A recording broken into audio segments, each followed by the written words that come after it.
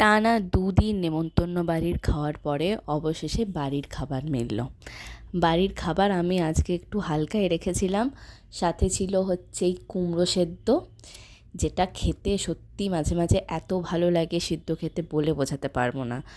সেদ্ধ আমরা সচরাচর ইগনোর করে চলি। আমরা মনে করি যে হয়তো যেগুলো মুখরোচক সেগুলোই খাবো আমরা, কিন্তু মাঝে মাঝে সিদ্ধ খেতেও এত ভালো লাগে, সত্যি সেটাকে মাঝে মাঝে অমৃত মনে হয়। তারপরে মাকে জিজ্ঞেস করতে মা বলল এটা হচ্ছে আলু পটল আর পেঁয়াজ দিয়ে বাটি চচ্চড়ি করেছে। বাটি চচ্চড়ির রেসিপিটা তোমাদের সাথে আমি খুব শিগগিরই শেয়ার করব। আমি তোমাদেরকে একটা কথা বলতে চাই যে আমি একটা নতুন ফেসবুক পেজও খুলেছি, যেখানে তোমরা রেগুলার ভিডিওস আর ফটোস পেয়ে যাবে। তারপরে যেটা শো স্টপার ছিল আজকে, সেটা হচ্ছে মৌরলা মাছের এই টক ঝালটা। উফ, সে যে কী দারুণ খেতে হয়েছিল, তোমাদেরকে আমি কি বলবো, অসাধারণ খেতে হয়েছিল।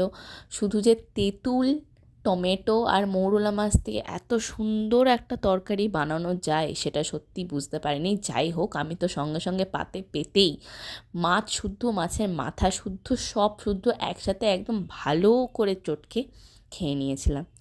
তোমাদেরকে আমার কাছে একটা কমপ্লেন আছে, তোমরা কিন্তু দেখছো কিন্তু সাবস্ক্রাইব করছো না। ভিডিওটা ভালো লাগলে সাবস্ক্রাইব করো আর ফলো করে দিও।